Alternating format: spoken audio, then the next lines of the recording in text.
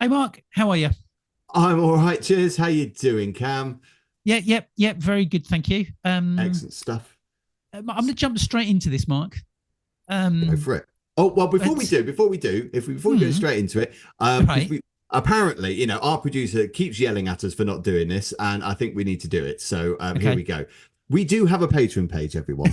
Yes. Please do get onto the Patreon page because it's only £2.50, right? £2.50 for the month, and you do get a shout out at the end of this, at the end of the episodes, which you will hear later on, and you also get early releases of this episode and other episodes. Now, it's only £2.50 a month, okay? As we all know, one pint of beer is about £6 to £7 these days, and I dare say you have more than one of those a month. So it's an absolute bargain. Please do check it out because your support really helps. Okay, Cam, sorry, there's my shameless plug gone. We'll talk about the next thing now. No, Yeah, that's okay. Right. So, Mark, I picked up on we've obviously been right in this really hectic period, and we're working with a lot of other photographers. Okay, yeah, in what we're doing, yeah. and and I noticed that when I speak to photographers, and a photographer that we know very well, Malcolm, who recently bought a Z9. We can talk about that Yes. recently. Great camera, and Mm, a great guy, Malcolm, as well. Right? yes. And I've been talking to, it was when you're talking, working with other photographers, you're talking and you're looking at gear and you're comparing gear. What have you got? What have you bought? I've got this little gadget and all of that. Yeah. It made me think that some of the stuff that I see, I do sort of think that, do you really need that? What was that? What was the point of that? For example, okay, for All example, I'll right, give you go the on. perfect one, okay? Go on. And if he's listening, Steve, I okay, knew it was going right? to be Steve. Steve recently, okay, bought it got a speed light for his camera, flash, for those of you that Yeah. aren't sure, okay? It slides onto the top of your camera on top of his Nikon. Now he's bought this what is it's a diffuser of some sort, and Oh, is it's it like like a in this. tent? Yeah, right. And he puts it on the back of his flash gun, okay. And what's really odd is that when you've got a camera and you've got a flash gun, well this sort of like big rectangular sort of diffuser that sits on your flash gun is huge. Yeah. Okay, it's like that big. It looks like Okay, a sail, doesn't it? And you could like it throw looks it like down a the river. sail, right? And he's been trying to convince me that this thing is really good. Okay. And he doesn't need it because I think it's useless. Okay. Right. But that's not the only thing. There's all sorts of things. People buying these little gadgets, these little tripods and whatever. And it started to make me think that, that why do we, as we're sort of geeky, aren't we? We're tech geeks, Yeah. all photographers are. Is it just marketing that makes us buy the stuff that we don't really need? It is. It has Well, to be, yeah. doesn't it? Did you also think it's a blokey thing, though? I don't know. I mean, I don't. I mean, I'm generalizing here, and I apologize. I might get into a bit of trouble by saying this, but I don't hear a lot of our female colleagues kind of going, "Oh, have you seen the new? Da, da, da, da, da, da. It's really cool. It does this." I don't hear that a lot from our female colleagues. I hear it all the time from our male colleagues, and some of it, like that flash that flash thing. I kind of think, not sure about that. Yeah. However, another one of our colleagues, Al, he was showing me about you can buy these lens rings for your tripods. So Yeah. when you get a zoom, like a big zoom, like my 7200, it has one of those lens rings with it. But he showed me, there's this company that makes these really good ones. It's a for smaller lenses, so it's so much easier for your tripod. And actually, that is very useful. So there is a range of things, isn't there? That going, but I guess it's one of those things. I mean, we briefly spoke about this when we were talking about the Z6 Mark III last week. About you don't necessarily need to upgrade all the time. And Of course you don't, and that we and that's felt the we wanted thing. to talk about that, didn't we, with this? You know, only upgrade when you really need to. I remember I was well, a friend of the show when we had Tommy on, Tommy Reynolds, and Mm, he was sort of he upgraded to mirrorless as kind of a similar time I did, and he had his Mark III, um, and he used that for years, absolute years, as did I. Mm, Um, and he was pretty much, if you don't need to improve, if you're getting what you need, you mm. don't need to get to upgrade Let me give you a good until example. Yeah, until you yeah, feel actually you do.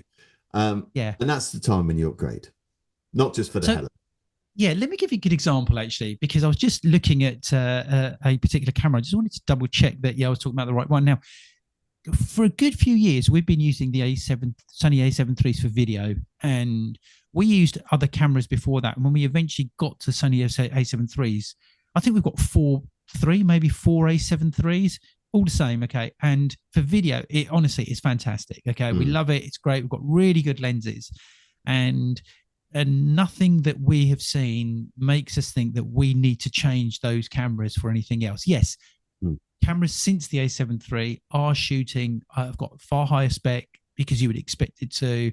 mm, Are probably doing things quicker and whatever. But for what we need it for, the quality is absolutely brilliant. Now, mm, I saw the one of the upgrade on that. I can't remember what the model was now. mm, Okay, and the one thing I noticed about it that would be really useful is the screen now flips out on the Sony A7 IIIs. It just lifts. Okay, yeah. and we use that all the time. I never really understood why camera manufacturers didn't do the full swizzle, because the full Yeah, swizzle has been around since the 90s. So exactly. I could never understand why Sony only did that lift up thing. I Mm, never got it. yeah, yeah. And I have to say, Nikon for years just had the standard screen that Yeah, didn't just flip out or anything. the It was static just one. Yeah, embedded in, wasn't it? yeah. Which it doesn't make sense now, and particularly the way the style photographers are shooting these days. Anyway, so I was looking at the latest one, and I can't, it was a while ago, and yes, it's got all these little things, the speed, the little game changes, all of that, and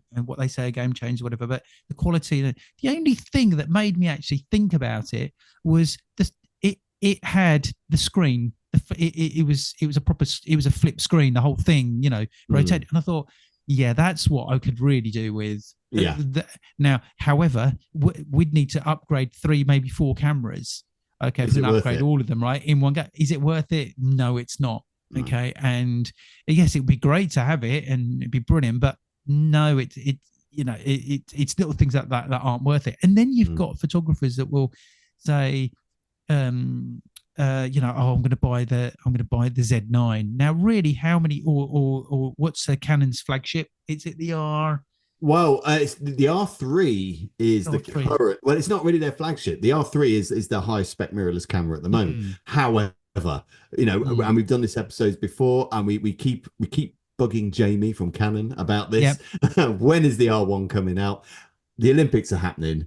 That's when I am convinced. I don't know. No one's told me, but I'm convinced that is when we're going to start seeing some R1s kicking about, because that Yeah, tends to be when they give them to photographers to sort of use for yeah, the yeah. Olympics. And so when we do think about upgrading, then I think there's a lot of people that will go out and buy the Z9 or the flagship Canon, whatever it is, and they don't really need it. There's a lot of people that are fine. They've got the budget to do it. Great. Happy for them to do that and do it. Mm, And if you've got the latest, great. And as I've said before, I've been guilty of this. I've done this in the mm, past myself.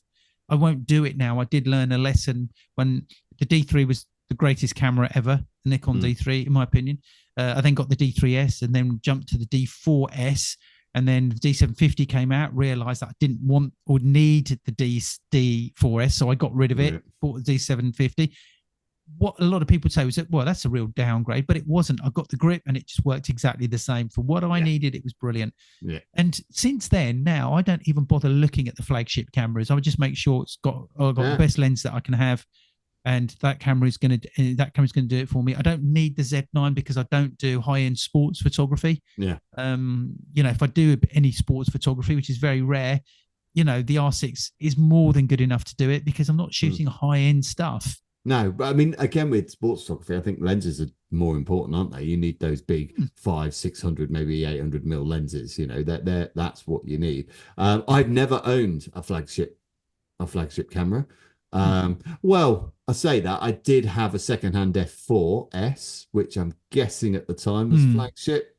Mm. So the F4 came before the F5, but I never owned an F5. Yeah. And I haven't had an EOS 1D. I've used one. I've used one at Yeah. one of the studios, but I've never owned one. Mm. Purely because when the 5D Mark II came out, that was a game changer for me. And that camera pretty much said, you don't need the flagship model. Look at this Mm. camera. Yeah. And it's always Exactly. been that range that I've been looking at, really. Yeah. I tell you about what another thing is the D750. When I jumped from there to mirrorless, and I actually went to the Sony mirrorless for photography, and it didn't work, and then ended up going to Canon. It was that I I had I jumped from DSLR to mirrorless because I felt that I just had to, because I felt I was getting left behind. I wasn't, but that's just what I thought. And thought, okay, I need to grasp mirrorless. But really, there were two other reasons. My D750 was so overused; it was battered. It really was. You know, it needed changing. So I was going to change for a mirrorless. But the other thing, it was because of video. We needed to be shooting.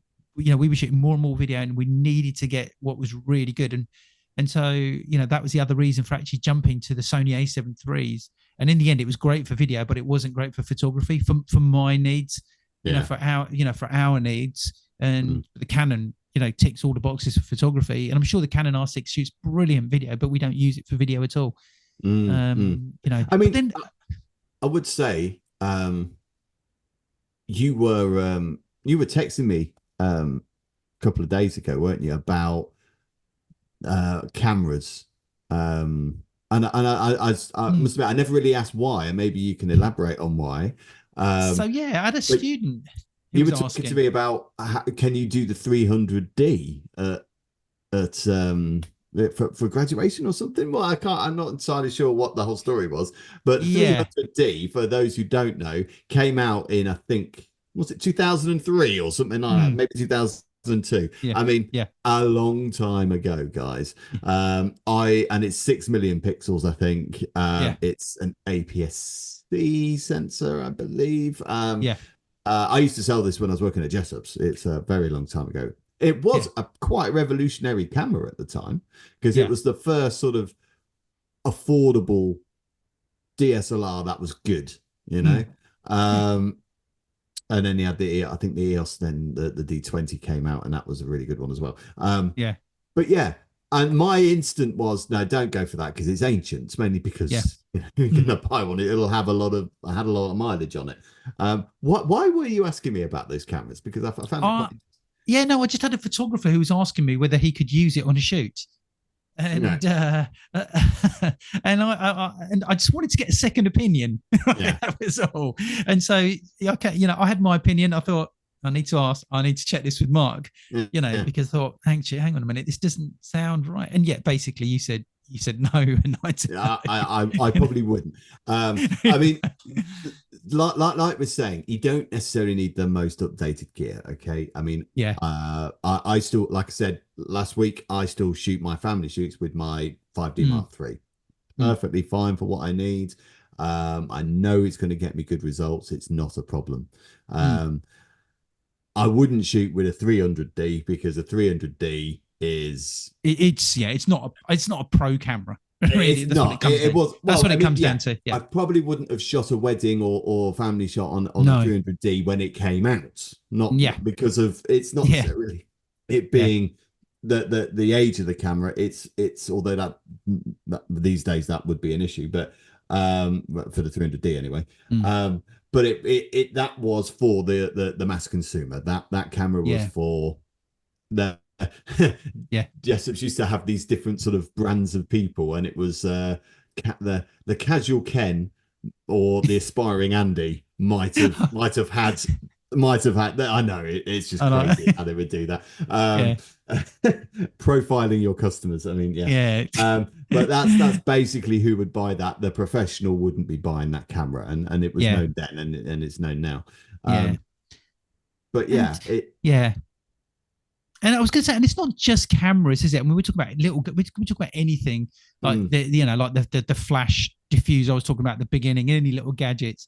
You know, I mean, it's fine to buy. Oh, have you seen my latest memory card case? Right. You know, people have these quite cool memory cards or latest camera bag. And, you know, we all like Yeah. a bag, don't we? Or two or three. And, Well, you're definitely guilty of that, Cam. yeah, I am. Right. But we buy these little gadgets. And if there's these little gadgets like camera cases and whatever, and you buy something, you know, it's, you know, it could be £5, £10 or like that, or something under £50. We buy these little things, don't we? But do stop and think. I think this whole point is stuff is made to last, but the way we're marketed, companies sort of want to continually be selling, don't they? So they say, here's the latest upgrade, and here's all the reasons why you need this latest upgrade, because it's such a big game changer on what you had before and everything, you know. And but it's not just cameras either, I'd say. I mean, no. I must admit, I'm feeling a little bit of pressure now to upgrade my studio lights. So we do obviously graduations, and some of the newer lights now. I mean, we looked at some in our Click Live video. Do have a look at that, because we speak to Ellen Cron about some of their newer lights. If you're interested in that, do have a look.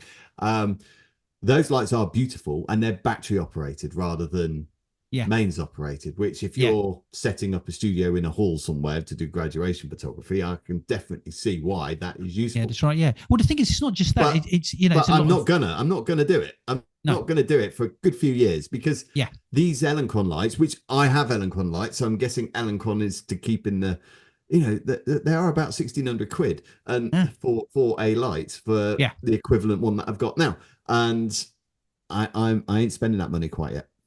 No, that's right. Yeah, because I don't need to. Exactly. I don't need to. Yeah.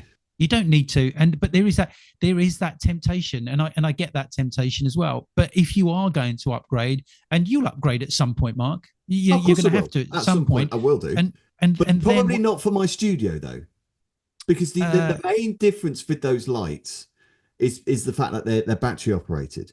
Well, I have a studio where I've put all the power points in a certain place. Yeah, you know, we got an electrician in, and we've you know, set this up, so it's all, so I don't need to for my studio. No, I don't need them for my studio. The only time I can see they're useful, and obviously think about the fact I'm saying useful rather than I need them. Is when I'm on location and I need to use some strobe lights. Yeah, exactly. That's right. Yeah. But we all love new gear, and I think that's what this is about. We all love new stuff, you know, just the smell of it, the new opening of the box and everything. And then you find, did I, you know, after a while that novelty wears off, and then you think, oh, did I really need it? But anyway, just guys, you know, have a think about before you just get rid of something, you know, that do you really need to change it, or are you just doing it for the sake of it? And could you invest that money sort of elsewhere? Excellent Mark, stuff. On Drink that time. Note, yep, let's grab a drink. Right, Mark. Now, before we move on to our next story, okay, just going to briefly mention something that's been in the news quite a lot, that I'm sure a lot of you have seen, and I actually saw it on BBC TV this morning, actually, and it's about the Marathon Indian wedding. Oh, I read about this. Yeah, yes. The headline is the Marathon Indian wedding. This is on BBC News. The Marathon Indian wedding turning heads around the world. And that after months of festivities, the Ambani family wedding is finally coming to an end. And it says that it's the son of Asia's richest man is getting married, and it's been a wedding of extravagance, shall we say? The bride comes from a wealthy family as well. So these are two very, very wealthy people. Exactly. That's right. Yeah. Now, I mean, they've had also, I mean, I'm just looking at a picture here. Mark Zuckerberg was there. Boris and Tony Blair were at the ceremony, but they've had performances over the last few weeks, months, from Justin Bieber. They flew into Mumbai. There's been Rihanna. There's been been A-list celebrities. There's, I mean, anyone who's anyone. If you're an A-list celebrity, I mean, again, I'm looking here. Ivanka Trump is there as well. You've got Shah Rukh Khan, Indian actor. You know, I mean, all the A-list celebrities around the world have been at this wedding at some point. So can you imagine, you know, the amount of money they spent on this, the the team that have been responsible for capturing these images.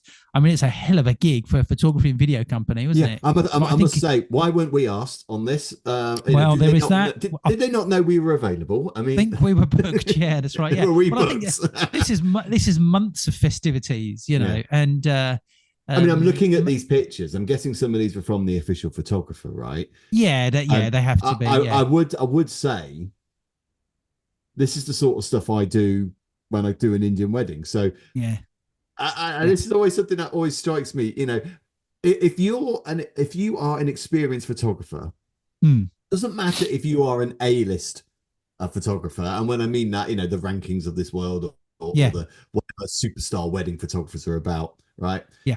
And I'm just looking at through these, and I'm thinking, actually, this is the sort of stuff that I can shoot. You can shoot. You know, a lot of the team that I work with can shoot. The pictures aren't that much on, you know, all that.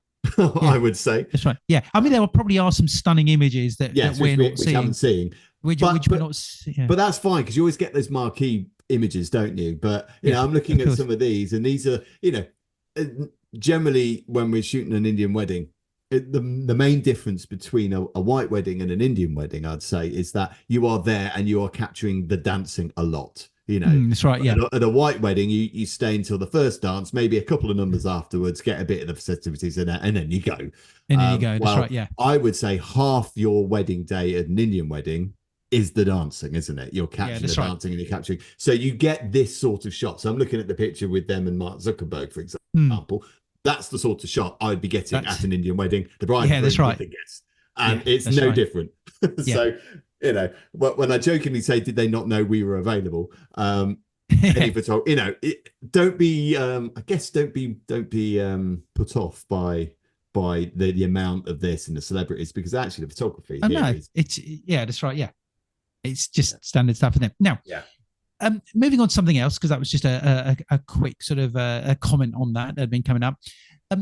Actually, before we do, can I just ask you a question just about Indian weddings? Because it's obviously, as many people you can see, I am a white guy, so I don't really know the culture as much as maybe you do, Cam. And I've been, and this is kind of reading about this wedding is almost bucked the trend of what I've been hearing, because I'm hearing a lot of Indian weddings now, because it's a new generation now coming in, and perhaps the elders aren't around like they were, say, 5 to 10 years ago, and all this. That actually Indian weddings are now going to start getting smaller, and not quite as extravagant. What would you say about that, just as a thing? I would like to think that would be the case, but I don't think it is. I think there's a lot. Yeah, there are couples who don't want a standard Indian wedding with 400 guests, and they are sort of saying, we just want something smaller, but they're still spending a lot of money on it. There's certain things that they're still doing. Okay, I think this one here, I had a conversation about this with my wife with this wedding here, and I was, because we were watching it on the news, and we were saying, right, is this completely obscene and they just shouldn't be doing it and showing this amount of wealth, or do some people actually really enjoy this sort of stuff, and is it actually absolutely fine? Because, you know, hey, look, if they've got that sort of money, they've got that sort of money, and fair play to them, and they've, you know, they've worked for it, and they've done well in business. They're great. Why not do it? Okay, so, you know, there's a real sort of split down the middle. However, one of the things that I do think is a little bit uncomfortable is the amount of money that they spent on it, and all of this. I think there's a power thing here going on. Okay, it is showing. Look at us. Look at who we are. Look at what we can command. I'm sure during the wedding, a heck of a lot of business deals have been done. Based on all of this. So at the same time, they're also probably generating a lot of money as well. You know, in this day and age, you know, around the world, when we do look at what's going on around the world, you know, this is moved away from reality. But sometimes a bit of stuff, this fairy tale stuff, can be quite good as well. Yeah, you know? I get that. You know, it falls down the middle, doesn't it? Really. I always worries me about sometimes the amount of money that is spent on weddings. I mean, of course. I mean, with white weddings as well, but whilst we're specifically talking about an Indian wedding here, you know, I go to, and I'm thinking, the whole day that they probably spent 40, 50, 60K possibly. That's just, Um, yeah, that's just on the uh, day, but it's the other yeah, stuff that goes and on there's the around other it. stuff Yeah, as well, and yeah, that's a yeah. lot. So looking maybe 80K in total. I would say And that's sometimes they go to the probably, house, and also you go to houses, don't you? You do yeah, the dolly yeah. and the other one. I forgot. It's the Parmavadi. I forget how to pronounce it. Um, and they the houses you go to are normally like mid terrace, two up, two downs. They're kind of small houses, and I just think you spent all this money on the wedding. Mm. Because That's because you could pay off culturally, your mortgage with that, but I know, because and it's white culturally, weddings as well, as I say. But yeah, because culturally, there's a certain generation where the parents feel under that pressure. They've worked their yeah, whole lives for that, for that, yeah, and I think that's where things are wrong. I think that's where life has gone wrong. mm, And I think sort of that we put ourselves under pressure because people feel under that pressure to keep up with everyone else, and yeah. that's all it comes down to. And I say that as being part of the culture. Mm. Is people will do it just because they need to keep up with Yeah, with and everyone keep it else. with the Joneses, I guess. The Joneses, Anyway, that's right. I Yeah. think that's Now, probably right, worth okay. going into a bit more detail another time. I'm sorry, Yeah, it's that's right. just Yeah, a that's yeah. couple of questions that just came up to me. But we Yeah, really wanted to talk about the future of photography versus video, didn't we? yeah, that's right. Yeah, yeah. Yeah, Cam, go for it. What? Yeah, and the reason why was because I've mentioned this before, is because going back for some time now, and it's happened more and more recently. I would say that most of the inquiries that we get now are for video content. Mhm. People aren't approaching us for photography so much; they want video. Companies are wanting video. I'm talking about our commercial side of things. Yeah, It's all to do with video content, and you can see why. TikTok, Insta, it all relates around video. And let's be honest, right? Instagram, TikTok, everyone spends too much time on it, but Mhm. it's addictive, but they're making it addictive. It's there to be addictive. Yeah. And I was having a conversation with a young lady yesterday, actually, who has her own business, and she was talking about it. And she's sort of late 20s, and she was saying to me that something quite interesting, that some of her generation are cottoning on to the fact that they were being told to regularly post. It's all about consistency, Mm. and posting online. And she was saying that's changing a little bit now. It's not so much the consistency, it's just have a presence on there and be posting. Now there are going to be people out there saying no, it's completely wrong. It is all about consistency. But vast majority of stuff that's going out there, is video content. Mm. and and what is and this is where, as photographers, as professional photographers, should professional photographers be saying, I really need to be really training in video, because it's becoming a huge part.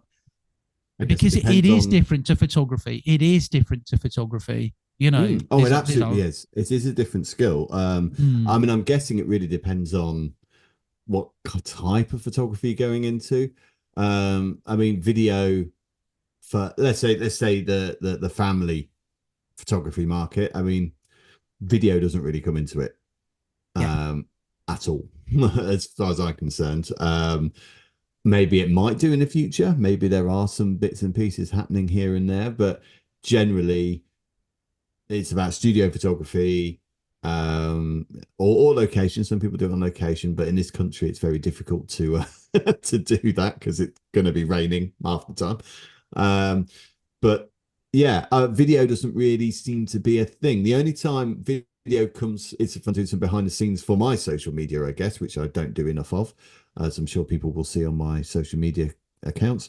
But that's the only time video really comes into it, I guess. For me, I guess weddings, I find video still for me is the accompany. And you see It, that? For me, if I was going to get married again, I would probably have a video more so than photography. would you? See, I still Yeah, wouldn't. yeah. It's and I'm saying it not because we do it, but the style of our Mm. videos. I love the style of the videos that we do, and I just prefer them. I'd Yeah. have that over photography. I wouldn't, but that's just me. I I, think most people would agree with you on that. yeah. I find with Photography would be first. with because what you're doing there is creating memories, aren't we? So when Mm, we're doing wedding photography, wedding video, or when it's family photography, for it is creating memories in whatever. And I find looking at memories is easier to consume a photo than it is a video, because a video demands you have to sit and watch it for 5 to 10 minutes or whatever. I mean, yeah. your videos are about what, 20 minutes, half an hour, like those Yeah, kind of. anything between 20 to 35 minutes. A lot of people just do Yeah, the 10-minute ones, 5-minute ones, 15-minute ones. yeah. Um, we the way I look at it is that, that for me, I think people are spending the money. You want to give them something that's you want to give them value for money, but at the same time, you've got to give them really good content. And also, you Yeah. don't want to make it too long. Attention spans are shorter. And I Mm, think around that sort of 20 to 35 minute keeps everyone's attention. It gives people value for money mm. and enough content as well.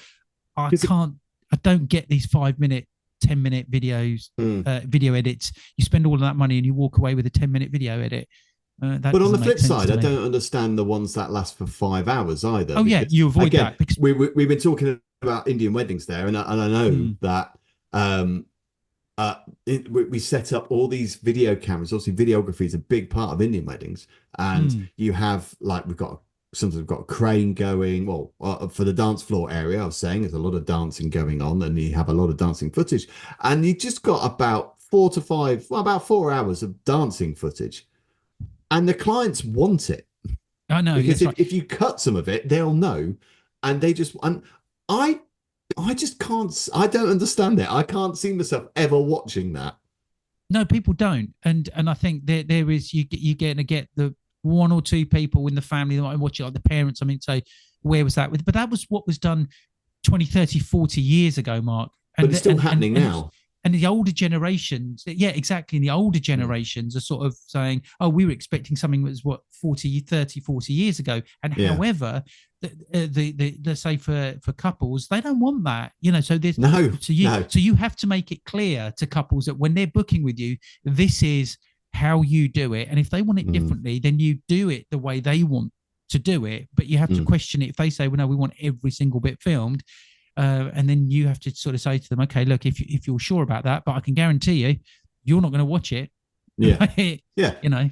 I mean, I find it difficult. So for me, if I like, we just had photography at our wedding, mine and my wife's wedding, and it's nice just to look back on. You can easily just look back on the picture on your phone or whatever it Yeah. is, or Yeah. have it on the wall, and you can see it every day, and that's that memory sort of encased in that time, Mm.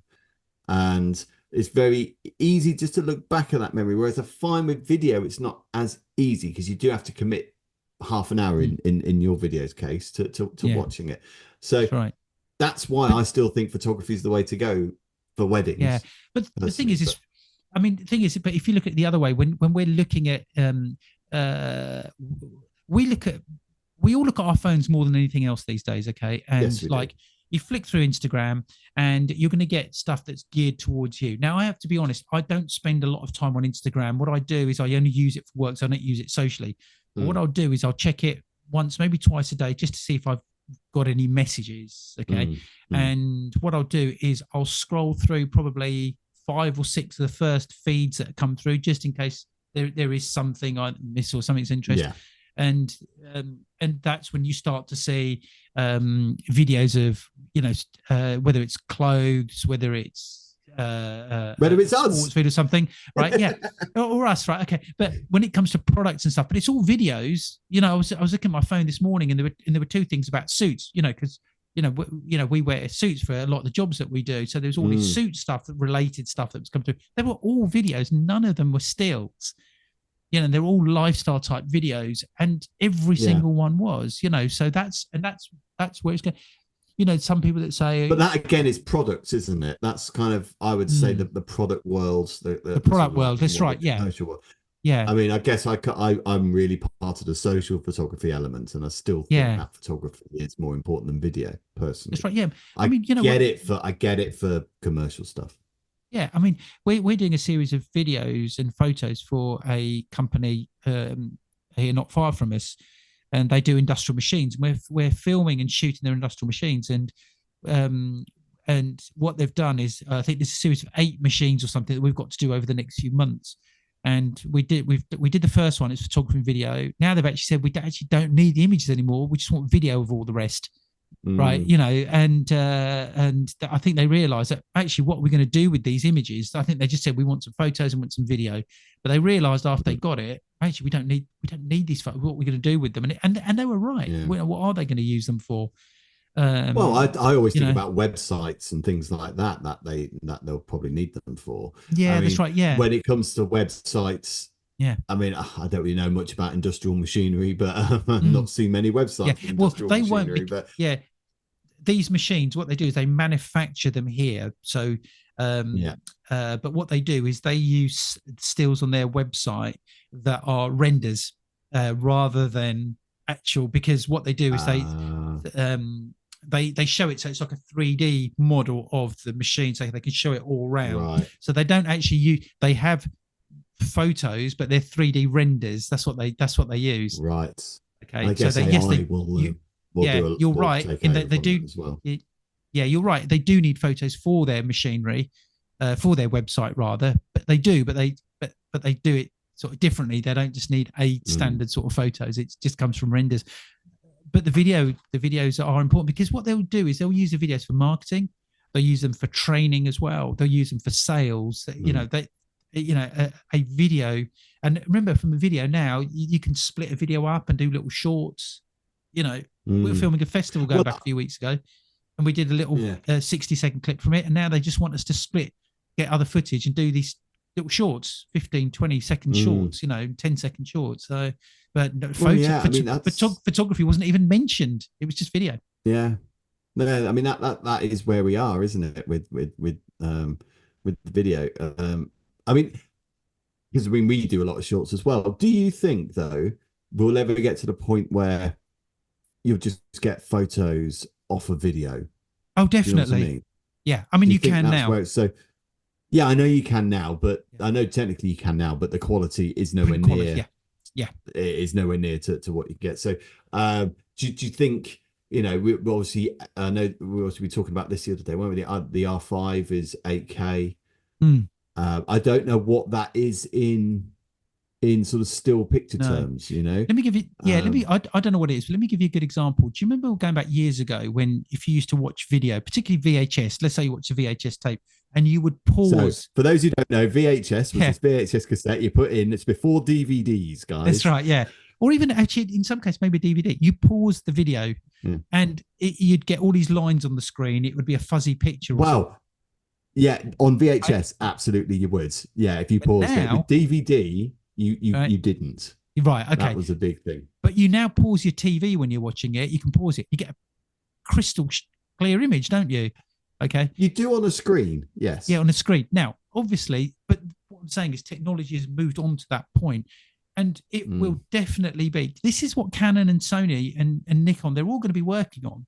They're all going to be saying, yeah, just, it will literally get to the point of shoot a wedding. Okay, yes, you won't get all those stills and everything, but this video, you shoot video and you're going to get beautiful stills from this as well. And that's what people yeah. will do, I think. I really That's think what that I think that's where it's it will going to go go, that isn't it? way. Yeah, Yeah, definitely. And I think as soon as they break that, as soon as the camera manufacturers break that, they're going to be. I'm sure they're all looking at it now. How can we get yeah, great picture from video? I think they're a long way off, to be honest with you. Um, but yeah. I it think will happen. I'm hoping I'll be sort of retiring before it That's right. happens. Exactly. That's right. Um, So it'd be but interesting to find. yeah, it will be interesting because again, for a wedding, I can see that absolutely happening. Taking Mm, stills from the video clips. However, just going back to what I do with family, so will I have that family in for an hour and just video them and then take stills from that mm. video? Yeah. I Yeah. don't know because Yeah. but you're also forgetting things like lighting. Do you know what I mean? So, for example, I have a white background. Yeah. Now, the reason I have a white background is so that you're focusing on expressions Mm, and the interactions between the family members, and you're not really mm, paying much attention to the mm, background. Now, I have to light that background to become mm, white.